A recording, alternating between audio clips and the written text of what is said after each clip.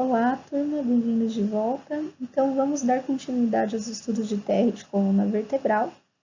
E nós iremos falar hoje sobre a transição tóraco-lombar. Vamos dar uma olhadinha, então, sobre o que é a transição tóraco-lombar? A transição tóraco-lombar é a região de transição entre a coluna torácica com a coluna lombar, ou seja, a cifose torácica com a lordose da coluna lombar. A 12ª vértebra torácica, ela é mista, galera. Deem uma olhadinha nessa imagem aqui do lado direito, pois ela vai ter características tanto da vértebra torácica na sua região superior e características da vértebra lombar na sua região inferior. A vértebra T12, ela se articula diretamente com os últimos pares de costelas flutuantes. E as fraturas são as mais frequentes do esqueleto axial, sendo mais ou menos 89% das fraturas da coluna vertebral nesta região. O segmento torácico ele é mais rígido e estável, já que a coluna torácica ela vai servir de base, de suporte para toda a caixa torácica. Já o segmento lombar ele possui maior flexibilidade, ou seja, maior grau de movimento. A redução da estabilidade entre os segmentos é a causa de maior incidência das fraturas nessa região, já que há diferença, então, de imobilidade. O segmento torácico, de novo, é mais estável, ele é mais rígido, tem pouca mobilidade, e o segmento lombar possui maior mobilidade. Então, para o protocolo de transição tóraco-lombar, nós iremos realizar duas incidências. A primeira incidência é a incidência AP. Nesta imagem do lado direito, é um posicionamento para a realização dessa transição tóraco-lombar, porém, há um erro nesta imagem, tá? A colimação não está muito adequada. Se a gente observar, a margem superior dessa colimação está muito localizada na região cervical. O que eu melhoraria, então, neste posicionamento, era realmente melhorar a colimação e arrumar o raio central. Então, novamente, façam as suas anotações, as suas observações em relação ao posicionamento.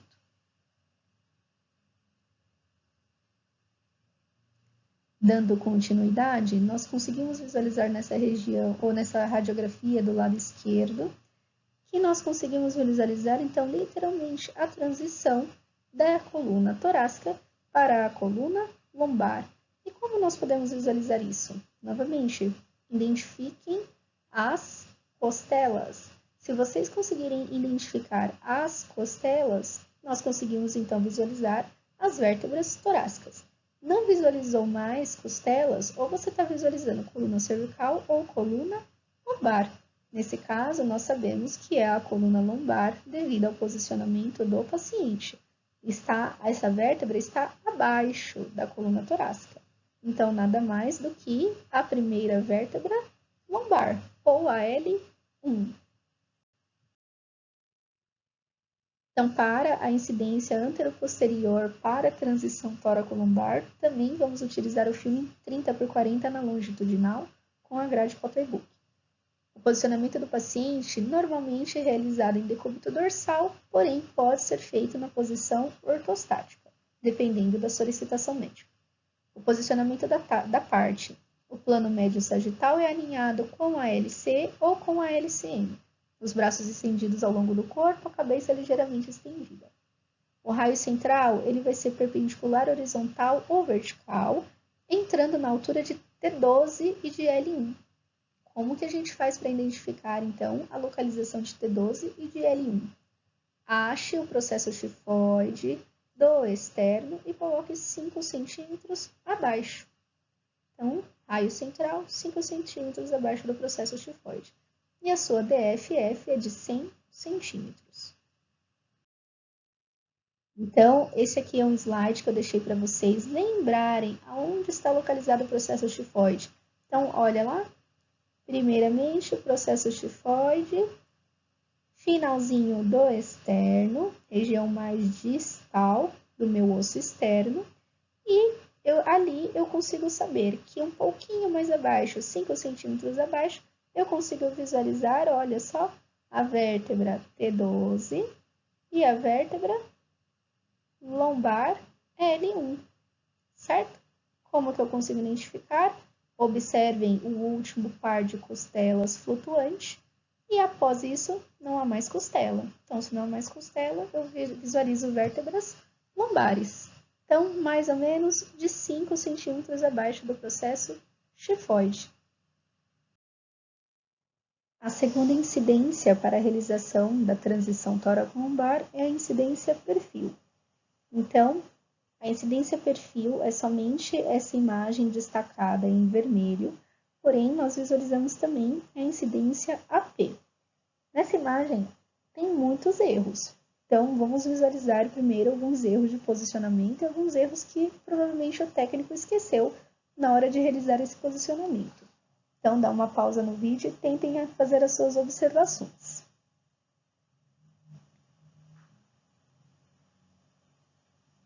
Conseguiram achar os erros? Então, esse paciente, olha só, provavelmente paciente do sexo feminino, pois a gente consegue visualizar o ferrinho do sutiã e a alcinha do sutiã também, as preguinhas do sutiã, olha só. Então, o técnico esqueceu de retirar o sutiã para a realização desta incidência. Turma, sempre lembrem, toda vez que a gente for fazer alguma radiografia da região torácica, seja ela coluna ou tórax, se o paciente for do sexo feminino e estiver utilizando o sutiã, precisa retirar o sutiã, principalmente esses de bojo, devido aos fechos de metais e aos aros de metais localizados no bojo.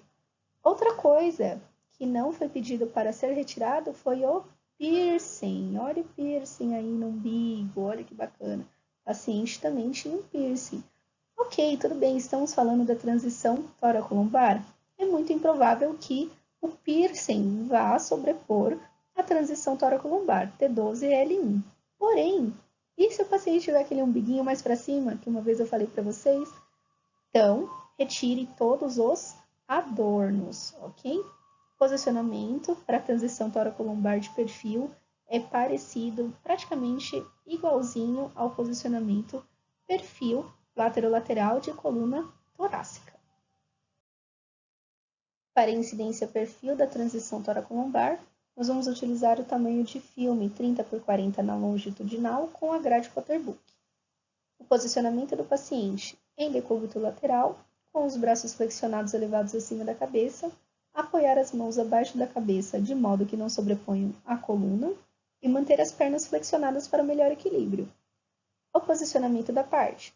Alinhar o eixo longitudinal da coluna vertebral com a sua LCM, ou seja, tanto o posicionamento da parte quanto o posicionamento da parte são idênticos ao posicionamento de coluna torácica. O raio central ele é perpendicular vertical, porém é focado na transição tóraco-lombar.